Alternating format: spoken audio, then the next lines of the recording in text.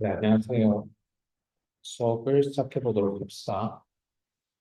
여러분들이 강의 계획서에서 이수환 교수님으로 알고 오셨을 텐데, 저는 이수환이 아니고 김동재라고 하고요.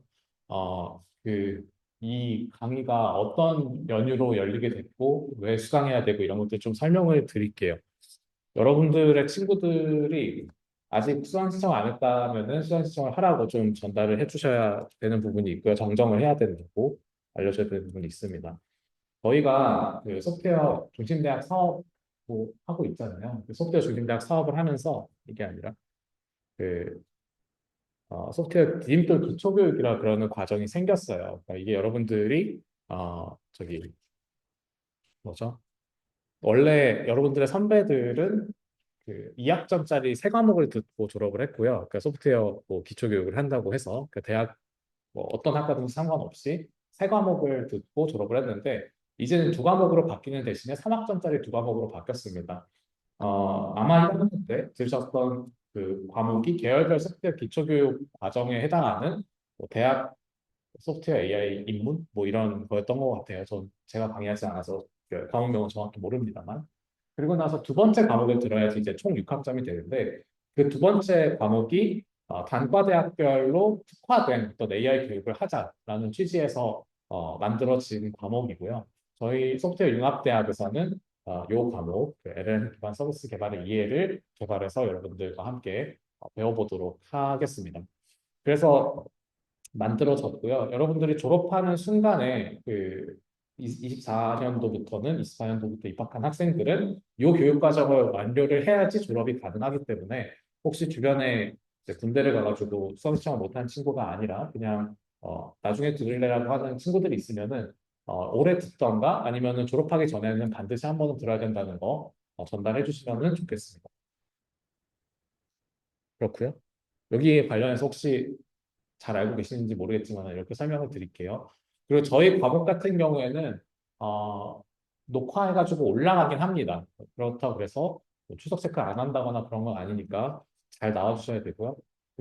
오늘은 그 강의 계획서에 이수환 교수님으로 되어 있는데 아까도 말씀드린 것처럼 이게 필수 교육이에요. 그래서 지금 보면은 분반에 그 정원 수가 70명으로 돼 있거든요. 그게 왜 그러냐면 소프트웨어 융합대학 학생의 정원이 많아서 분반이 크게 크게 열린 거예요. 그러니까 1학년 때 입학하신 분들 숫자를 기준으로 열린 건데 지금 생각보다 수강 신청하신 분들이 적어서 강의실을 옮기거나 하는 일들이 좀 있을 수 있습니다. 그 교강사도 원래는 다른 분이 맡아주시기로 그러니까 사람이 모자라서 다른 분이 맡아주시기로 했었는데 그냥 제가 하기로 했고요. 그렇습니다. 그래서 좀 교강사도 변경이 되고 강의실도 변경이 될 수 있다. 이 정도 알아주시면 되고 혹시 여기에 소프트 융합대학이 아니신 분 있나요? 없죠. 다 소프트 융합대학이죠. 네. 소프트 융합대학 학생들만 이게 요거를 수강한 걸로 인정이 되고 그렇지 않은 경우에 그냥 자유교양으로 인정되기 때문에 혹시나 해서 한번 물어봤고요. 네, 그래서 어떤 수업인지 좀 간단하게 설명드리는 1시간짜리 오리엔테이션 겸 간단한 소개 수업을 하도록 하겠습니다. 이 강의의 목적은 LLM이 무엇인지 이해하고 왜 중요한지 이해하는 그냥 교양 수준의 이론을 배우는 강의가 일부 있고요. 그리고 이제 이를 활용하는 방법에 대해서 파이썬 기반의 라이브러리를 다루는 방법이 있습니다. 여러분들이 코딩 레벨이 다르다는 걸 저도 잘 알고 있거든요. 그러니까 되게 코딩을 옛날부터 해가지고 잘하시는 분들도 있겠지만 대부분은 이제 막 들어와가지고 파이썬, C 이런 거 한번 다뤄보고 그 정도가 전부일 거라고 생각을 합니다.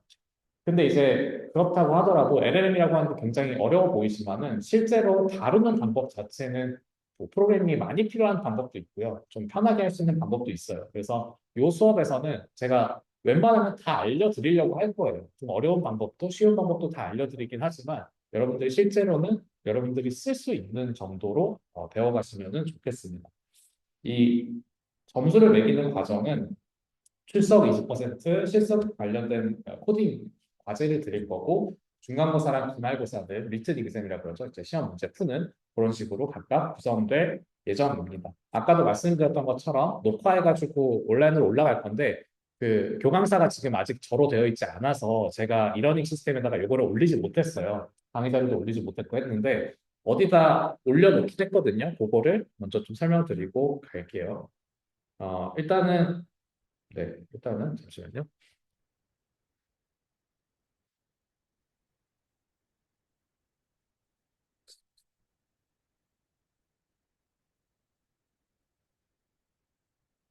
네, 저에 대한 소개를 먼저 하면서 진행을 하면 좋을 것 같은데 저는 김동재라고 하고요. 여러분들 중에 AI에 관심 있는 분들이 얼마나 계실지 모르겠지만 저희 건국대학교 대학원에는 인공지능 융합학과라고 하는 인공지능 학과가 있습니다. 보통 이제 소프트 융합대학에 있는 친구들이 많이 진학을 하고요. 뭐 다른 대학으로 가기도 하지만 저희 학교에 오는 친구들은 대부분 이제 인공지능 융합학과로 오게 되고 저는 전공이 조금 여러분들 보시기에 이상해 보일 수도 있지만 원래는 생명과학 전공을 했고요. 그 다음에 카이스트에서 바이오믹 내공학과에서 내공학 전공했습니다. 작년, 재작년까지는 이런 강의실에서 그 뇌과학 관련된 교양 강의도 했었는데, 근데 교양 강의로 하는 게 별로 재미가 없어가지고 지금은 안 하고 있고요. 이제 전공 수업도 해야 돼가지고 점도 모자라서 안 하고 있긴 하지만, 요 강의가 그런 걸 좀 대체하는 뭐 역할이 있긴 합니다. 아무튼, 그래서 제가 전공 때, 그러니까 박사 과정 때 했던 거는 계산신경과학이라고 해서 뇌를 이제 계산적으로 이해하는, 컴퓨터로 이해하는 그런 연구들을 했어요. 그러다 보니까 인공지능 분야 쪽으로 오게 됐고요. 저희 연구소 홈페이지는 이렇습니다. 그리고 여기 AIPD라고 되어 있는 게 있는데 이게 뭐냐면은 제가 이 강의를 개발하고 운영한다는 뜻이에요. 그래서 이 강의 자체에 대해서 강의 머테리얼 자체에 대해서 질문이 생기거나 뭐 의문사항이 생기거나 혹시 더 공부하고 싶은 게 있는데 어떻게 해야 될지 모르겠다 그러면은 저한테 연락을 주시면 됩니다. 저희 연구소 홈페이지인데 저희 연구소 홈페이지 와가지고 막 뭘 봐라, 뭐 연구실로 들어와라 이런 얘기를 하려는 게 아니라 여기 와 보시면은 저희 그 어디 있다?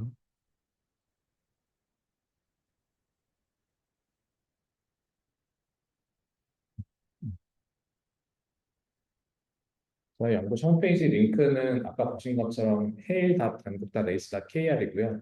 여기로 오시면은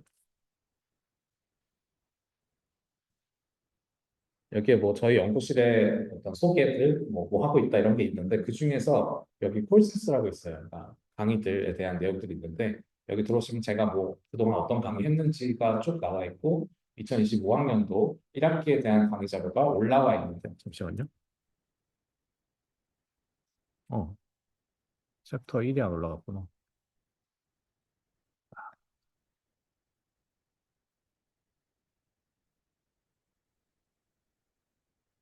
네, 여기다가 강의 자료를 올릴 거니까 여러분들이 들어오셔서 보시면 다운받아서 보시면 되겠습니다. 제가 이러닝 시스템 이캠퍼스에다가 제가 그 교강사로 등록이 되는 시점부터는 제가 그 이캠퍼스에다 올리겠습니다만 그 전까지는 어쩔 수 없이 여기로 좀 오셔서 해주셔야 될 것 같아요. 네, 방금 올려가지고 지금 챕터 1이 아직 안 올라왔는데 아무튼 올라올 겁니다. 그렇고요. 그래서 저기서 이제 강의 자료를 받아 보시면 되겠고요. 네, 이 수업의 주제랑 간단하게 자연어라는 게 대체 뭔지를 좀 설명을 드릴게요. 저희의 수업 주제는 언어 모델과 LLM 자체를 이해하는 거예요. 언어 모델이 뭔지도 좀 알아야 되고, LLM이라고 하는 대규모 언어 모델이 대체 뭔지, 어떻게 쓸 수 있는지에 대해서 조금 이해하고 활용하는 게 목적이고요. 그래서 15주간의 수업을 하게 될 거고, 여러분들이 15주간의 수업이 끝났을 때 LLM의 장점과 특성을 충분히 이해해서 활용할 수 있으면은 만족스러운 강의가 되지 않을까 싶습니다. 아까도 말씀드렸지만 프로그래밍 수준에 따라 가지고 이걸 활용하는 게 조금 어려울 수도 있잖아요. 근데 이제 그런 걸 도와주기 위한 라이브러리들이 많이 개발돼서 있습니다. 그러니까 그런 라이브러리들을 코딩을 통해 가지고 직접 만져가지고 쓸 수 있는 방법도 있고요. 아니면 여러분들이 그냥 직접 그 챗GPT 같은 거 쓰듯이 타이핑해가지고 얻어서 쓰는 방법도 있습니다. 그런 걸 알아야지 좀 어느 수준에서 내가 서비스를 개발할 수 있는지를 이해할 수 있기 때문에 그렇게 구성이 되어 있습니다. 그거를 위해서 뭐 랭체인이나 GPT-4-All이라는 이런 오픈 라이브러리들을 좀 사용해가지고 우리가 서비스를 개발하는 방법에 대해서 배우게 될 겁니다. 그러면은 언어 모델이라는 거가 뭔지를 얘기를 시작으로 강의를 할 건데 혹시 여기까지 강의 자체에 대한 질문 있을까요? 없죠. 네, 없는 걸로 알고 혹시 저한테 질문 생기시면 강의 끝나고 오시거나 저한테 메일로 따로 주세요. 자, 언어 모델이라는 개념이 대체 뭐냐? 우리가 언어 모델이라고 하는 거는 그 정의상으로는 이런 그 확률을 맞추는 거예요. 그러니까 주어진 텍스트 단어나 문장에서 다음으로 올 단어나 문장을 예측하는 통계적인 모델을 우리가 이제 언어 모델이라고 부릅니다. 여기에서 얘기하는 모델이라고 하는 게 여러분들이 뭐 뉴스에서나 어디선가 한 번쯤은 들어보셨을 거예요. 예측 모델, 뭐 기상 예측 모델 이런 거 얘기하면은 우리가 관측한 기상 데이터 넣어주면은 기상 예측, 뭐 나중에 비가 올 확률이 얼마다, 여기 습도가 얼마다 이런 걸 예측해 주는 것처럼 우리 언어 모델 역시도 그런 기상 예측 모델처럼 언어 자체에 대한 예측을 해주는 모델이에요. 그래서 우리가 어떤 단어들을 쭉 넣어줘요. 첫 번째 단어, 두 번째 단어 해서 T번째 단어까지 순서대로 넣어주고 나면은 T 플러스 1번째, 그러니까 그 다음 단어를 알아맞히는 이런 확률을 갖고 있는 그런 확률적으로 예측을 할 수 있는 그런 녀석들을 우리가 언어 모델이라고 부릅니다. 이거 조건부 확률의 꼴이죠. 아무튼 이런 조건이 있을 때 이게 나올 확률이 얼마다라는 걸 나타내는 형태인데 이런 식으로 만들어져 있는 모델들이 있고요. 예측 모델들이 있고 그걸 통해서 단어나 문장에 대한 확률을 예측하는 게 언어 모델이 갖고 있는 능력입니다. 그래서 뭐 the students open their 어쩌고 이렇게 되어 있으면은 이런 컨텍스트를 통해서 다음에 들어올 단어가 이 중에 어떤 게 가장 그럴듯한지를 알아맞히는 게 언어 모델의 어, 목적이 되는 겁니다. 그래서 언어 모델을 활용할 때 우리가 AI 챗봇 같은 거를 보면은 사람이 퀘스천 어쩌고저쩌고 질문 어쩌고저쩌고 하면은 앤서 답을 GPT가 이렇게 하잖아요. 챗봇이 이렇게 한단 말이에요. 이거 역시도 언어 모델을 이용해서 이해할 수가 있어요. 언어 모델을 통해서 우리가 질문을 순서대로 이렇게 들어왔던 단어처럼 순서대로 단어들이 이렇게 들어왔을 때 답변의 첫 단어가 뭐냐 질문 이럴 때 답변 첫 단어가 뭔지를 알아맞히는 언어 모델을 활용해서 알아맞히는 방법을 쓸 수가 있고요. 그 다음에 질문이 이렇고 나의 첫 번째 답변을 이 단어로 시작했을 때 그 다음 단어가 뭐냐. 어, 답변을 이 두 단어로 시작했을 때 그 다음 단어가 뭐냐. 이런 식으로 확률을 통해서 계속 다음 단어를 예측하고 예측하는 거를 반복적으로 수행하다 보면은 적절한 답변이 만들어질 수 있는 거예요. 여러분들이 GPT를 대부분 써보셨겠지만은 써보면은 우리가 어떤 문제를 입력하는 질문을 입력하면은 답변을 할 때 한 번에 빵 뜨지 않고 이제 단어가 하나하나씩 나온단 말이에요. 그렇게 되는 이유가 언어 모델을 활용하기 때문에 그래요. 우리가 이전에 입력값 가지고 다음 단어 알아맞히고 이전에 입력값 가지고 다음 단어 맞히고 이전에 입력값 가지고 다음 단어 맞히고를 반복하기 때문에 GPT를 쓰면 이렇게 쭉 한 번에 나오는 게 아니라 이렇게 나오다가 단어 하나 나오고 단어 하나 나오고 이런 식으로 나오는 겁니다. 이런 거가 여러분들이 좀 더 익숙한 것 중에 하나가 자동 완성 기능 같은 것들이 있고요. 다른 식으로도 언어 모델을 활용할 수 있다라고 알고 계시면 되겠습니다. 자, 우리가 언어 모델의 구현은 다양한 방법들이 있어요. 그러니까 우리가 GPT가 나오기 이전 시대에는 이런 자연어 처리하는 거에 대해서 사람들이 그렇게 관심이 많이 없었습니다. 뭐 한번 좀 떴을 때가 있었는데 그 대부분은 기초적인 수학 방법, 통계적인 방법론을 이용해서 활용이 됐었고요. 딥러닝 시대라고 하는 게 여러 번의 그 사이클이 있어요. 우리가 1960년대 한 번 거대한 사이클이 있었고 2012년쯤에 거대한 사이클이 한 번 있었는데 이 2012년이면은 여기서 얘기하는 2018년이라는 조금 차이가 있는데 이게 언어 모델의 딥러닝이 본격적으로 사용이 된 게 2018년에 트랜스포머라는 모델이 나오면서부터거든요. 근데 딥러닝 자체는 2012년에 조금 떴어요. 우리가 뭐 사람의 얼굴 인식하는 거, 필터 만드는 거 이런 어플들 나오는 게 2012년부터 조금 연구가 누적돼서 나오기 시작했는데 2012년에 딥러닝이 떴지만 이 자연어 처리, 그러니까 언어 모델에 적용된 거는 2018년쯤부터입니다. 이때부터 좀 성능이 올라가서 2018년부터 쓰였고요. 여기 있는 뭐 RNN, LSTM, GRB 이런 거 몰라도 됩니다. 그냥 딥러닝 아키텍처 이름들인데 이런 것들은 성능이 조금 제한적이어서 써보고 별로네, 써보고 별로네 이런 식으로 그냥 그렇게 유명하지 않았어요. 써봤는데 별로여서 사람들이 그냥 무시를 했는데 트랜스포머라는 딥러닝 아이디어가 하나 나오면서부터 성능이 비약적으로 향상되게 됩니다. 이 트랜스포머의 장점은 라지 랭귀지 모델로 만들어질 수 있다는 굉장히 거대한 모델로 만들어질 수 있다는 특징이 있어서 이때부터 성능이 비약적으로 상승되게 됩니다. 그래서 우리가 인간 수준의 언어 이해 능력을 가지고 있다, 지능을 가지고 있다라는 말이 나오기 시작한 게 이 트랜스포머 모델이 나오면서부터예요. 네, 구글에서 나온 2017년 처음 등장해서 2018년에 이제 좀 많이 쓰이게 됐던 모델이고 여러분들이 GPT라고 얘기할 때 이게 Generative Pre-trained Transformer의 약자예요. 트랜스포머의 약자거든요. 그래서 우리가 보통 요즘 사용하고 있는 모든 언어 모델들은 트랜스포머를 사용하고 있습니다. 트랜스포머라는 아키텍처를 사용하고 있다. 여러분들 뭐 CPU에 뭐 버전이 있잖아요. 애플 실리콘이 있고 M 시리즈가 있고 M1, M2, M3 이런 칩들이 있고 인텔이 만드는 CPU가 있고 이런 식으로 여러 가지 컴퓨터 CPU 아키텍처가 다른 것처럼 이 언어 모델 역시도 딥러닝으로 사용됐을 때 그 딥러닝 아키텍처가 달라요. 사용하는 딥러닝 아키텍처가 다른데 트랜스포머라는 게 2018년에 나와서 그때부터 많이 쓰였다. 그때부터 성능이 올라가서 많이 쓰였다라고 이해하시면 됩니다. 그러면 자연어라는 게 뭐냐? 자연어가 이제 어떤 식으로 우리가 구성이 되어 있기 때문에 왜 이런 LLM 같은 거를 사람들이 중요하게 생각하고 다루고 있냐를 좀 이해하면은 좋겠는데요. 그러니까 제가 맨 처음 대학원 갔을 때 교수님이 저한테 그러니까 뭐 여러 가지 연구 주제를 찾잖아요. 여러 가지 연구 주제를 찾는데 그때만 해도 이제 그 NLP 자연어 처리를 하는 인공지능에 대해서 그렇게 유명하지 않았어요. 좀 그냥 그 그럴듯해 보이는 아웃풋이 나오긴 하는데 대단하진 않다. 그냥 그 사람이 하는 게 훨씬 나은 수준이었거든요. 근데 그럼에도 불구하고 이 자연어 처리를 사람들이 계속 연구해서 결국에는 이런 GPT 같은 트랜스포머 계열의 성능이 뛰어난 모델들을 만들게 되는 이유가 있습니다. 우리가 인간의 지식이 대부분 언어로 저장이 되어 있어요. 언어 없이는 인간의 지식이 전달이 되지 않죠. 그리고 인터넷 세상에 이제 많은 지식들이 이미 올라가 있어요. 제대로 되어 있는 지식들이 올라가 있기 때문에 챗봇이 그거를 잘 읽어서 이해하고 있으면요. 그러면 우리가 그 언어들로 구성되어 있는 문서들을 읽으면서 생각할 수 있는 능력이 생긴다라고 얘기를 합니다.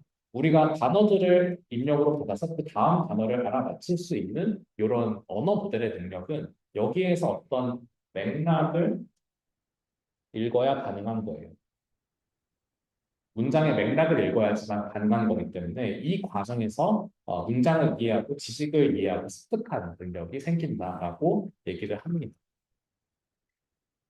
언어라는 게뭐 특별하죠. 우리가 선사시대랑 역사시대라고 얘기하면은 이때 얘기하는 선사 역사의 구분이 되는 이 사라는 게 문자로 기록되는 거를 기준으로 우리가 나누거든요. 문자로 남길 수 있는 시대를 역사시대라고 하고 그 이전 시대를 선사시대라고 부릅니다. 그런 것처럼 이제 선사시대 기록들을 우리가 다 누락이 됐기 때문에 그때 어떤 문명이 있었고 어떤 기술이 있었는지에 대해서 우리가 전혀 알지 못해요. 뭐 옛날에 무슨 마야 문명이라든지 뭐 아틀란티스 전설 같은 것들이 아직도 우리의 결의 난제로 남아있는 이유가 기록이 된 게 없기 때문에 그렇죠. 그때 남아있던 무슨 그 톱니바퀴 같은 이런 것들 보면서 어떤 기술이 있었을 거다라고 우리가 생각은 하고 상상은 하지만 실제로 어떤 일들이 있었는지는 알지 못합니다.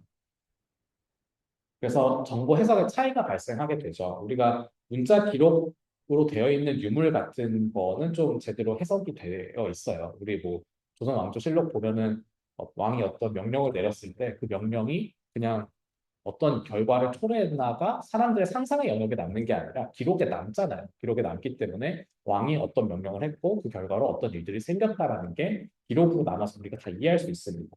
근데 선사시대 같은 경우에는 해석의 여지가 많습니다. 해석의 여지가 많아요. 그거를 보고서 우리가 완벽하게 글글로 해설이 달려있지 않기 때문에 사람마다 다르게 해석을 합니다. 누구는 피라미드를 외계인이 건설했다 그러고, 누구는 피라미드가 무슨 천체를 표시한 거라고 얘기하고, 누구는 무덤이라고 얘기하고, 이렇게 다른 해석을 하죠. 뭐 사실 이 피라미드 같은 경우에는 역사 시대에 건축된 건축물임에도 불구하고 이때 당시에 이집트의 상형 문자를 이해하지 못해서 이런 식의 다양한 음모론들이 나왔습니다. 상형 문자를 이해하기 시작한 시점은 19세기고요. 19세기 이전까지는 우리가 뭐 이제 역사 시대가 아니었죠. 이게 뭐 문자가 남아있긴 했지만 역사 시대가 아니라 선사 시대로 이해하고 있었기 때문에 다양한 이론들이 있었고요. 여기서 나오는 게 로제타 스톤이라고 하는 개념이 있습니다. 어, 상형 문자가 이집트에서 발견이 되거든요. 근데 그거를 읽고 쓸 수 있는 사람이 아무도 없었어요. 그러니까 18세기까지는, 19세기까지는.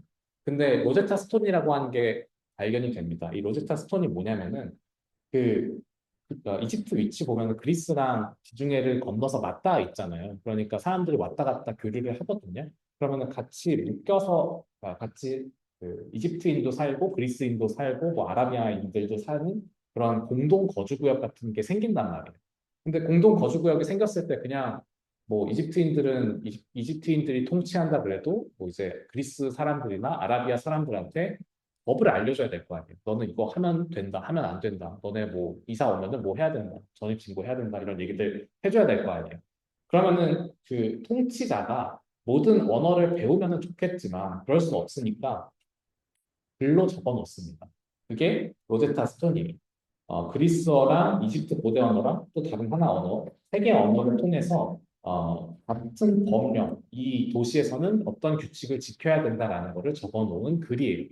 이 전까지 우리가 그리스어는 계속 뭐 약간의 변화는 있었지만 중세 국어, 현대 국어처럼 약간의 변화는 있었지만 그리스어는 고대 그리스어랑 현재 그리스어와 그렇게 다르지 않습니다. 유지되는 게 많이 있어요. 그래서 고대 그리스어는 사람들이 해석할 수 있는 글이고 이 당시에 이집트 고대 언어는 해석을 할 수가 없었어요. 그래서 이 돌이 발견이 됐을 때, 이 유물이 발견이 됐을 때, 이 고대 그리스어를 통해서 이집트 언어를 이해할 수 있게 된 거죠. 비로소 이해할 수 있게 됐고요. 이때부터 1822년 정도에 이집트 사용 문자의 종류들을 전부 다 알아내고 각각이 의미하는 바를 알게 됩니다. 이 그래서 맥 쓰는데 이 맥 OS가 그 옛날에 인텔 CPU를 쓰다가 자기네들이 자체 개발하기 시작했어요. 근데 그렇게 CPU를 개발하면은 컴퓨터가 그 프로그램을 그 컴파일링해서 컴퓨터 프로그램을 기계가 이해할 수 있는 형태로 만들어서 기계어로 CPU에다 넣어주잖아요. 근데 그 CPU가 사용하는 기계 언어 단에서 차이가 발생하거든요. 이 인텔이 쓰는 거랑 이 애플 실리콘이 개발한 ARM 아키텍처라고 하는 이 아키텍처에서 명령어가 차이가 나요. 기계어의 언어가 달라요. 기계어 같은 기계어임에도 불구하고 이제 국적 다른 언어처럼 언어가 호환이 안 됩니다. 그러면은 무슨 일을 하냐? 이때 로제타라고 하는 내부 에뮬레이터를 만들어서 이 x86으로 써져 있는 프로그램이 돌아가면은 x86의 명령어를 이 애플 실리콘이 이해할 수 있는 형태로 바꿔주는 에뮬레이터를 만들었는데 이 에뮬레이터를 이름을 로제타라고 지었어요. 이 애플에서. 뭐 의미하는 바가 있는 거죠. 우리가 처음 쓰는 아직 이해하지 못했던 언어, 처음 쓰는 아키텍처에 대해서 기존의 레거시 아키텍처인 X86 혹은 기존에 알고 있던 언어를 번역할 수 있도록 만들어주는 에뮬레이터이기 때문에 로제타라는 이름을 붙여서 썼던 거죠. 뭐 그런 거고요. 그리고 서양 철학에서 이 언어가 지능이라고 하는 견해가 굉장히 흔하게 퍼져 있어요. 널리 퍼져 있었거든요. 뭐 이런 플라누스 장로 이런 그 로마 시대의 어떤 그 고대 작가들 뭐 이런 장로들 이런 사람들의 글들이 여기저기 남아 있는 것들이 있는데 그 중에 뭐 이런 말을 한 것도 있고 하지만 이 언어가 지능이라는 견해가 서양에서 굉장히 오래 많이 깊게 퍼져 있었고 우리나라에서도 마찬가지예요. 일반적인 사람들의 어떤 견해인데 이런 것들을 이해하기 위하면 인지과학의 어떤 뿌리를 좀 찾아서 봐봐야 됩니다. 인지과학이라고 하는 학문은 인간의 사고랑 지능을 연구하는 학문이에요. 근데 뭐 뇌과학이나 인공지능 같은 분야로 점점 확장되고 있지만 초기에는 언어학과 철학, 인류학으로 만들어져 있던 학문입니다. 사람의 지능을 이해할 건데 인공지능이 나오기 전에 뇌를 이해하기 전에 생각해 보면은 사람의 심리를 이해하고 언어를 이해하고 철학과 인류학적으로 접근하는 방법이 사람의 지능을 이해하던 방법론이었어요. 언어학이 초창기부터 인지과학의 주요 주제로 포함되어 왔는데 이 서양 과학사를 보면은 그 계보가 있어요. 몇 명의 이런 아그리파 같은 이 대리석 조각으로 생겨 먹은 사람들이 있잖아요. 몇 명 되게 유명한 그리스 철학자들이 학파를 만들고 그 학파의 의견들이 그대로 서양 과학에 쭉 영향을 주거든요. 뭐 환원주의라던가 이런 여러 가지 다양한 아이디어들, 과학을 접하는 태도, 과학을 대하는 태도들이 그대로 유지가 되는데 뭐 여러 가지 학파가 있습니다만 여기서 중요한 거는 소크라테스랑 플라톤 이렇게 두 명이 우리 현대 과학사에 굉장히 큰 영향을 줬던 사람입니다. 할 수도 있지만 뭐 중요한 거 이렇게 두 명이 계보의 꼭대기에 있는 사람들인데 이쪽은 다 막 사라졌어요. 이쪽이 살아남았는데 근데 이쪽에서 살아남은 사람들이 했던 중요한 얘기들이 언어가 지능의 어떤 핵심적인 거다. 언어가 지능을 표현한다라고 하는 견해를 갖고서 설파했기 때문에 현대 과학사에 이르기까지 언어가 곧 지능이라고 하는 생각이 만연해 있습니다. 예를 들어서 플라톤과 아리스토텔레스가 한 사람들이 있을 때 우리가 국가에서 이성을 가진 존재만이 언어로 진리를 탐구할 수 있다. 이런 식으로 얘기를 했어요. 이런 유명한 사람들, 학계를 선도하는 지도자급의 사람들이 이성을 가진 존재만이 언어로 진리를 탐구할 수 있다. 이렇게 얘기해놓고 나면은 사람들이 어떻게 생각하겠어요? 그러니까 말을 못하는 사람들 있죠. 그러니까 뭐 듣지 못해서 말을 배우지 못한 사람이나 혹은 말을 좀 어눌하게 하는 사람들에 대해서 어, 바보라거나 아니면 제대로 이성을 가진 존재라고 생각하지 않는 그런 생각들이 퍼집니다. 그래서 조금 잔인한 일들도 뭐 발생하게 되고 그렇게 되는데요. 이 아테네가 이제 그리스의 수도고 그 당시에 이런 학파에 있는 굉장히 유명한 사람들이 서로 토론을 통해서 민주정을 운영하던 곳이었죠. 그때 이 농인들에 대해서 이성이 없는 존재로 여겨졌어요. 이 농인들은 이제 듣지 못한 사람들이지만 듣지 못하면 말을 배울 수가 없잖아요. 말을 배울 수가 없으니까 사회의 짐덩어리로 여겨서 사형을 시킨다는 이성이 없는 존재니까 거의 동물이랑 같은 취급을 한 거죠. 그래서 사용을 하고 뭐 아리스토텔레스 같은 사람은 들을 수 없으니까 교육되거나 배울 수 없는 동물이랑 같다 이런 식으로 얘기하고 아주 심한 얘기를 하죠. 뭐 이런 식으로 얘기하는 견해가 과거에 뭐 그리스 시대면은 굉장히 미개한 그 옛날 시대니까 그랬나 보다라고 생각하겠지만 뭐 지금 우리가 알고 있는 단어들도 그런 같은 기원을 갖고 있는 것들이 많이 있습니다. 뭐 바보라는 말의 기원이 뭐 언어를 사용하지 못한 사람에서 유래됐다는 이런 것들도 어, 있지만 현대에도 있어요.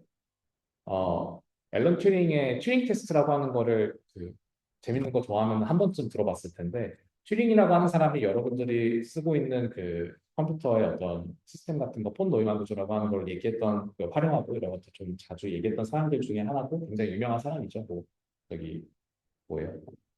그 암호 해석하고 하는 걸로 되게 유명했던 사람이 굉장히 똑똑한 사람으로 유명하지만 이 사람이 제시했던 튜링 테스트라고 하는 게 뭐냐면은 인공지능이 이때 좀 뜨고 있었어요. 그러니까 1950년대, 1960년대 이때쯤에 인공지능이 한번 떴다 그랬잖아요.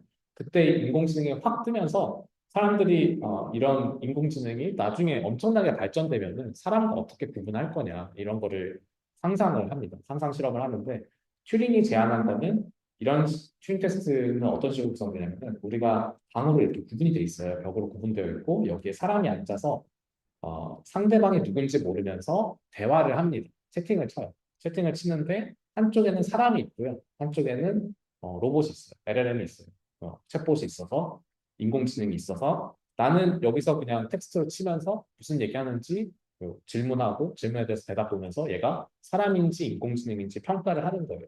튜링 테스트는 그렇게 평가를 했을 때 이 인공지능이 인공지능이라고 맞힐 확률이 있잖아요. 얼마나 잘 맞췄는지 그 맞힌 확률을 평가했을 때 50%대 50% 확률, 그냥 찬스, 그냥 랜덤하게 고른 거랑 별 차이 없을 정도의 수준이 되어버리면은 인공지능이 인간과 같다, 인간과 같은 수준이다라고 이해할 수 있다라고 제시하는 게 튜링 테스트예요.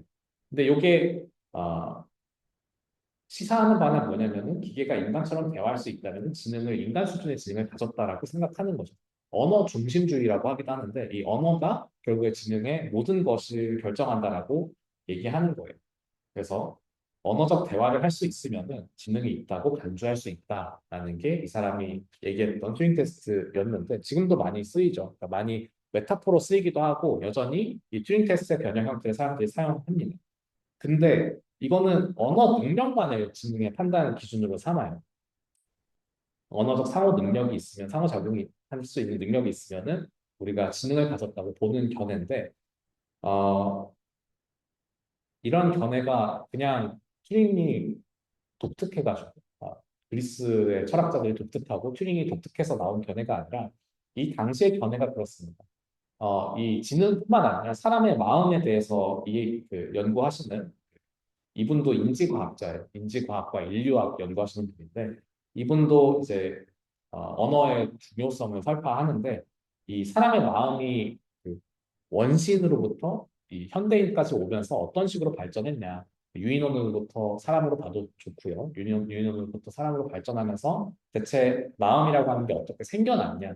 사람의 마음이라는 게 어떻게 생겨났냐. 인간 지능은 어떻게 진화했냐. 이런 것들을 설명하기 위해서 고딕 성당의 구조에 비교하면서 했던 설명이 있는데 이 성당에는 채플이라는 게 있습니다. 대실이라고 하는 채플이라고 하는 게 있는데 보면은 우리나라 교회나 성당에는 자주 없고요. 좀 굉장히 오래된 거대한 성당들에 많이 있어요. 명동 성당에도 있는 것 같아요. 아무튼 이런 제실이라는 게 뭐냐면은 우리가 여기에 여기에 그 목사님이나 신부님이 서 있고 여기에 이렇게 조그만 구멍들이 있어요. 조그맣게 돔 형태로 되어 있는 데가 여기 그 신부님 뒤에도 있고 옆에도 있고 막 그렇습니다.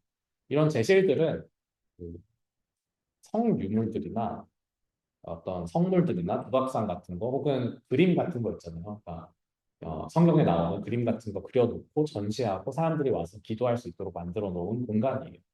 그래서 뭐 소예배당이라고 쓰기도 하고 그렇습니다. 어쨌든 근데 얘가 스티븐 미센이 얘기하면서 이 채플과 같다라고 얘기한 게 뭐냐면은 사람의 지능을 생각해 보면은 다양한 서브 모듈로 구성된다 이거예요. 여기 보면은 언어 지능이라는 것도 있고 일반 지능이라고 하는 게 가장 대표적일 거고 이 소셜 인텔리전스 사회 지능도 있을 거고 그죠? 우리가 뭐그 역사적인 거, 기술적인 거, 뭐 이런 것도 이해할 수 있는 지능들이 각각 나눠져 있었는데 언어 지능이 없으면은 얘네들이 이렇게 통로로 쓸 수 있는 통과할 수 있는 수단이 없다. 언어가 생기면서부터 이런 서로 다른 예배당에 해당하는 셰플에 해당하는 그 이렇게 이 공간이 아예 접근할 수 없는 공간이었는데 언어 지능이라는 게 생기면서부터 이렇게 분리되어 있던 채플들이 이렇게 서로 통과하고 막 사람들이 나다닐 수 있는 그런 공유될 수 있는 공간이 되었기 때문에 일반 지능이라고 하는 게 생기기 시작했다라고 하는 게 스티븐 미센이 설명하는 그런 방식이에요. 이게 그냥 랜덤한 아무 그 인류학자나 가져와서 제가 설명하는 게 아니라 사람들이 꽤 오랫동안 많이 믿었던 사람의 마음에 대한 이론을 얘기하는 겁니다. 사람의 마음에 대해서 생각을 할 때 과거에 뭐 원신 혹은 그 유인원 같은 그 생물들 보면은 말을 하지 못해요. 말을 하지 못하기 때문에 언어 지능이 부족하니까 각각의 지능은 보이지만 뭔가 종합적으로 생각하는 능력이 없어 보이는 거예요. 이 사람 보기에.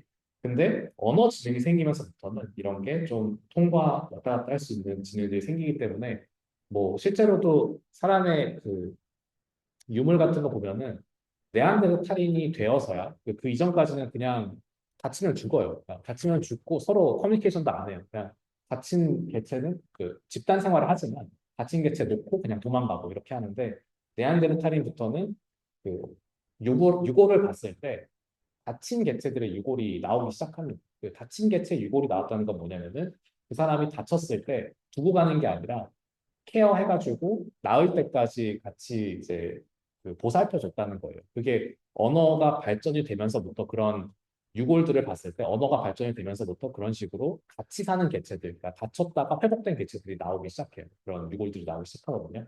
그래서 그런 사회적 지능 같은 거, 기술적 지능 같은 게 언어를 중심으로 그렇게 유물들에서 발전이 된 게 보이니까 이 사람이 이런 식으로 제안을 했던 거죠. 그래서 언어가 발생이 됐기 때문에 서로 다른 인지 시스템이 완전히 원래 성당에 있는 채플처럼 독립적인 구조로 그냥 나눠져 있는 방식대로 구성이 되어 있었는데 이제 예배당이라고 하는 거대한 공간을 통해서 하나의 공간처럼 서로 다른 인지 시스템이 그 연결되기 위한 하나의 수단으로 쓰였다. 언어가 없으면은 독립적인 인지 모듈들이 통합이 안 된다라고 생각을 했던 게 과거라 그래도 엄청 과거도 아니에요. 1930년, 40년 이쯤에 어, 사람의 사람들이 마음에 대해서 이해하고 있던 방식입니다. 근데 단순하게 생각해봐도 이게 말이 안 될 것 같지 않아요? 그죠? 사람의 지능이라고 하는 게 언어 지능이 굉장히 중요하긴 하겠지만 그게 전부일 수는 없단 말이에요. 저는 이제 그 뇌과학을 공부해가지고 학회를 가면은 이런저런 사람을 만나요. 그러니까 뇌를 연구하는 사람들이 다양한 사람들이 있단 말이에요.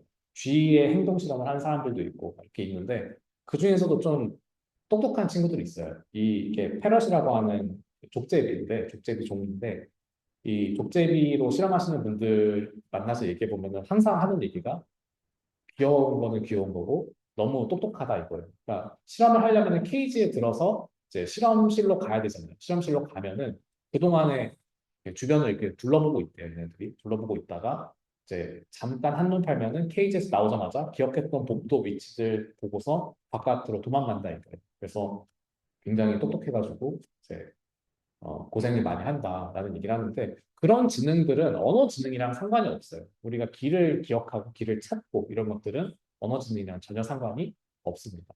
사람보다 훨씬 더 뛰어난 지능, 그러니까 생존에서 더 뛰어난, 더 유리한 특징을 갖고 있는 개체들이 많이 있어요. 얘네들이 길 찾기를 되게 잘하는 것처럼, 혹은 사냥하는 동물들이, 육식동물들이 사냥을 되게 잘하는 것처럼 다양한 지능이 있습니다.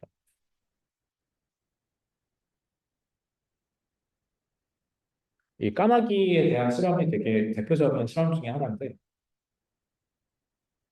이 친구들이 지능적으로 행동하는 거 보면은 되게 그 신기할 정도죠. 우리가 이런 식으로 도구를 사용하는 게 인간밖에 없다라고 하는 견해가 과거에 언젠가 있었는데, 그죠? 도구를 사용하는 게 인간만이 아니라는 거는 지금 널리 퍼져 있는 사실입니다. 이런 식으로 사람들이 막 태스크를 점점 복잡한 실험을 하게 하면서 해보면은 이게 부피라는 개념을 이해하기 때문에 원래는 이제 물에 이제 물이 안 닿는 잠겨있던 그런 것들을 돌을 넣어가지고 물을 이제 부피를 키워가지고 잡아서 먹이를 먹는 그런 개념들도 이해를 하고요. 이제 원래 안 닿는데 저런 식으로 무게추를 넣어서 부피를 키워서 이렇게 그러니까 꺼내는 이런 일들을 쉽게 합니다. 그리고 뭐 들어보신 적 있는지 모르겠지만은 이런 까마귀들이 똑똑하니까 얘네들이 뭐 쓰레기통에다 넣으면은 그 보상으로 먹이를 주는 그런 시스템을 개발해가지고 어, 이렇게 거리에 있는 쓰레기 문제를 해결하자라고 만든 그 주에 바로 이제 까마귀들이 똑똑하니까 바로 그냥 돌덩이 넣어가지고 무게만 맞추면은 먹이 나오는데 해가지고 뭐 쓰레기 안 넣고 그냥 돌덩이 넣어서 먹이 먹고 이런 일들이 많이 있었죠. 그러니까 지능적이죠. 그러니까 누가 봐도 이게 그 언어를 못하는 생물들이지만 언어 능력이 없는 생물들이지만 어, 누가 봐도 되게 똑똑한 동물들이라는 걸 알 수 있습니다. 네, 수위 높여가지고 먹이 먹는 이런 논리적 문제 해결 능력들이 있다. 언어 없이도 높은 수준의 문제 해결 능력을 가지고 있다라는 것을 알 수 있습니다. 사람에서는 같은 나이대 사람도 저 정도로 똑똑하지는 못해요. 그러니까 사람은 보통 3살, 4살 정도 돼야지 저런 것들이 풀 수 있다라는 얘기들을 많이 하거든요. 근데 까마귀는 1살부터 저런 거 할 수 있습니다. 어린 개체들도 되게 똑똑한 생명체고요. 언어라는 게 그리고 이제 이거는 아까 얘기했던 그리스 철학자들에 대한 어떤 반박인데 이 니카라과라고 하는 지역이 있어요.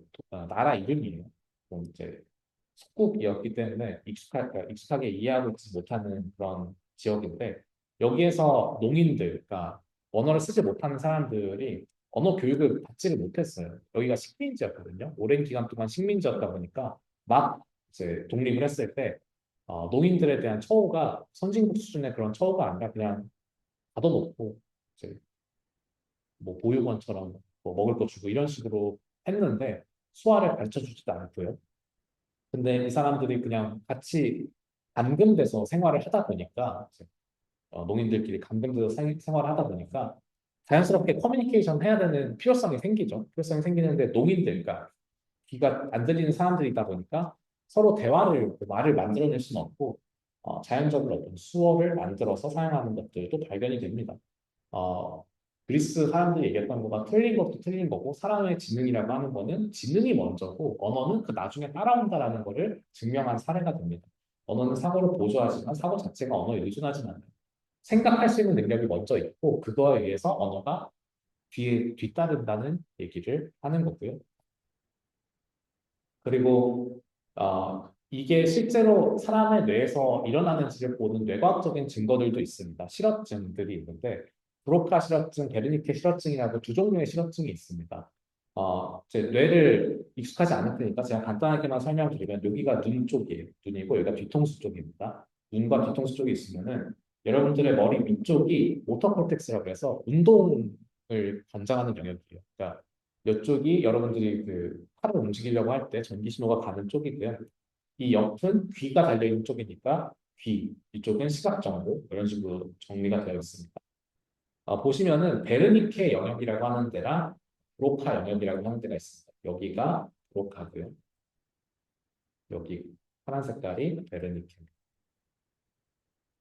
베르니케랑 브로카 영역이 있는데 보면은 화살표로 연결이 되어 있죠.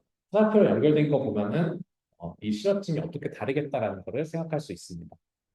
시각적인 정보나 청각적인 정보가 들어오는 영역이 베르니케 영역이고요. 브로카 영역은 운동 영역으로 시도를 보내는 녀석. 그래서 이게 어떻게 다른 실어증을 갖냐?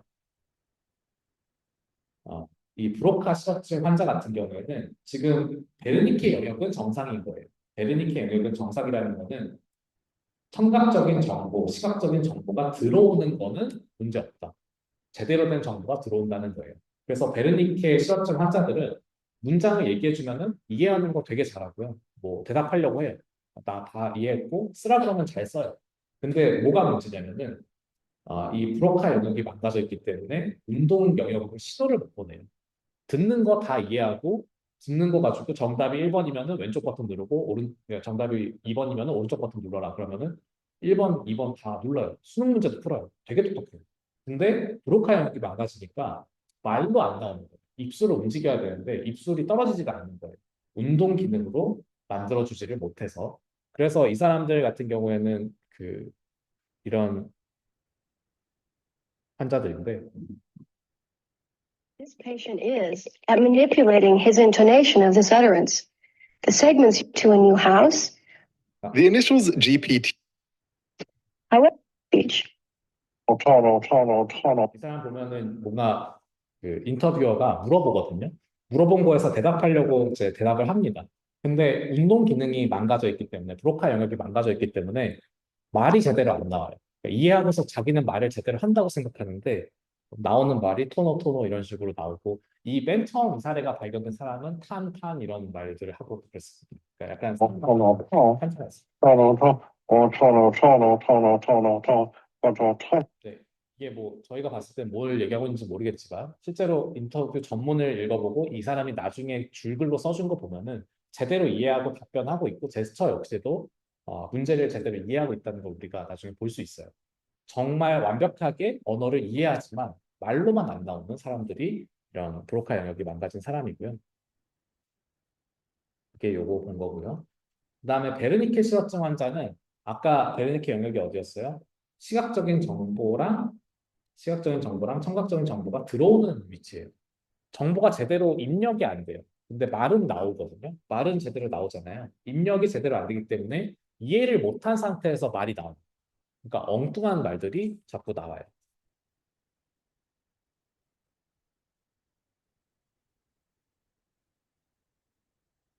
Hey. Say baseball player, baseball player, 그러니까 뭔가 말을 듣고서 얘기하려고 하는데 말을 제대로 이해 못하니까 말이 다른 단어가 나오고 이런 식으로 됩니다. caterpillar, cantaloupe. 네, 약간 비슷한 단어들을 따라서 말하긴 하는데 약간 다른 단어들이 나오고 이런 식으로 제대로 이해를 하지 못하는 모습을 보이는 게 베르니케 실어증입니다. 네, 이런 실어증 같은 거를 보면은 우리가 브로카 실어증 환자가 특히 좀 대표적인 관례가 될 텐데 언어를 만들어내는 것을 못하는 거지 이해를 못하진 않아요. 그러니까 사고 능력은 제대로 있는 거죠. 사고 능력은 제대로 있기 때문에 어려운 문제, 막 수능 문제도 풀고 수학 문제 어려운 거 적분도 하고 막 그렇습니다. 그러니까 문제가 없어요. 그러니까 지능에는 문제가 없어요. 베르니케 실어증 환자는 나오는 단어가 토노 막 이런 것처럼 막 망가져 있진 않아요. 나오는 단어는 완벽한 단어를 뱉습니다. 근데 논리적 의미가 없어요. 말을 이해를 하지 못하기 때문에 그렇습니다. 그래서 이런 것들이 언어 능력과 논리적 사고가 분리가 될 수 있다. 그러니까 완전히 뭉쳐져 있는 게 아니다. 언어 능력이 논리적 사고의 핵심적인 부분은 아니다. 그러니까 서브 파트에 해당한다라는 개념을 얘기하기 위해서 쓰입니다. 그 외에도 여러 가지 지능이 있습니다. 우리가 뭐 음악적 지능을 얘기할 때는 절대음감 같은 얘기를 많이 하고요. 공간적 사고, 이거 여러분들 캡차 있잖아요. 그 로봇이 아니면 클릭하라고 하는 거 풀다 보면 가끔 뭐 퍼즐을 돌려가지고 오른쪽이랑 같은 형태로 만드세요 이런 거 나오거든요. 조각이 뭐 같은 형태로 만드세요 나오는데 그게 왜 나오냐면은 멘탈 로테이션 실험이라는 게 사람한테서만 가능한 거라는 거를 검증한 실험이 있어요. 멘탈 로테이션에서 머릿속으로 이 오브젝트를 돌리면은 오른쪽에 있는 오브젝트랑 같아질까요? 아닐까요?를 물어보는 실험이에요. 그런 실험에서 언어 없이도 가능한 지능이라고 하는 게 밝혀지기도 했고 사람만이 가능한 지능이다라는 것도 밝혀졌어요. 그래서 이 멘탈 로테이션 실험이 사람이세요? 로봇이세요? 이런 거 물어보는데 많이 쓰입니다. 아직도 연구되고 있는 주제고 인간 고유의 어떤 고유의 특징 중에 고지능의 특징 중에 하나입니다. 그리고 뭐 숫자 감각이라고 하는 것도 우리가 아라비아 숫자가 없으면은 뭐 이런 숫자를 제대로 못 셀 거라고 생각하지만 실제로 숫자가 없어도 물체 개수 비교하거나 자기들 나름대로 숫자를 카운트하는 방법들이 있습니다. 그래서 오늘 얘기하고 싶은 거는 언어 모델이라고 하는 게 대체 뭔지에 대해서 간단하게 좀 설명을 했고 결론적으로는 언어가 지능을 구성하는 한 요소일 뿐이다라고 하는 거를 얘기를 하고 싶습니다. 그러니까 여러분들이 이거를 왜 제가 얘기하냐면은 LLM이나 이런 거 보면 되게 똑똑하잖아요. 챗봇 같은 거 되게 똑똑하니까 뭐 공부 안 해도 되겠지, 나중에 대체되겠지라는 생각을 할 수도 있는데 실제로는 그거 말고도 다른 지능들이 있기 때문에 이 LLM이나 이런 것들을 연구하는 사람들은 LLM의 부족한 부분들을 아직도 연구하고 있어요. 그러니까 이런 공감 능력이나 이런 것들 뭐 감성적인 얘기에서 접근하려는 게 아니라 기술적으로도 인간의 지능을 쫓아가지 못하는 부분들이 아직 있습니다. 그냥 저장되어 있는 기억들을 읽어오는 건 되게 잘해요. 그러니까 기억력은 되게 좋은데 응용력이 많이 부족하다는 걸 얘기하고 있고 그런 거는 언어적으로 해결되는 지능이 아닙니다. 이런 공간적인 사고, 수학적인 사고 이런 것들 문제 해결할 때 우리가 머릿속으로 제 생각의 나래를 펼쳐가는 그런 논리적인 사고 능력은 이런 언어 자체에 존재하는 게 아니라 인간 고유의 특징이고 그래서 LLM들을 사용할 때 여러분들이 고민해서 사용을 하셔야 된다라는 얘기. 그러니까 지능이 곧 언어라는 생각을 넘어서 다양한 형태의 사고 방식을 고려해야 된다라는 얘기를 하고요. 그리고 이 단원 형성평가는 대체 이거 가지고 나중에 시험 문제가 어떤 게 나올지 적어놓은 거니까 나중에 한번 보시면은 좋겠습니다. 그래서 다음 시간에는 오늘은 조금 첫 강의고 이래서 재밌는 얘기를 잔뜩 넣어놓고 이제 교양 같은 강의를 했지만 다음 시간부터는 좀 더 디테일하게 들어갈 거예요. 그래서 통계적 언어 방법론이 뭔지, 딥러닝 시대에서 대체 어떤 언어 모델들이 나오는지 코드로 이제 언어 모델 그러니까 데이터를 가져와서 우리가 직접 이제 분석하는 방법 파이썬으로 나중에는 보게 될 겁니다. 네. 그래서 마치는 말을 하면은 언어가 지능의 중요한 부분은 맞지만 언어만이 지능이라고 얘기할 수 없으니까 우리가 갖고 있는 LLM을 그대로 쓸 수도 없어요. 그대로 쓸 수도 없고 아직 연구가 많이 필요한 주제이기도 하고요. 우리가 사용할 때는 이 LLM을 조금 바꿔서 사용해야 된다. 그런 것들을 이해하고 계시면은 좋겠습니다. 이거는 제가 좋아하는 말 중에 하나인데 언어가 이제 자기 인식의 한계를, 자기 세계 인식의 한계를 결정한다는 이 강의 주제랑 맞닿는 것 같아서 넣어봤습니다. 네, 그러면은 오늘은 여기까지 하고요. 다음 주부터 제대로 강의가 들어갈 거고 이게 3시간 강의인데 1시간 하고 쉬었다가 1시간 하고 쉬었다가 1시간 하고 쉬었다가 1시간 하고 마무리하는 방식으로 진행될 겁니다. 그러면은 다음 시간에 뵙도록 하겠습니다. 혹시 질문 있으면 앞으로 나오시고 나머지는 하시면 되겠습니다. 수고하셨습니다.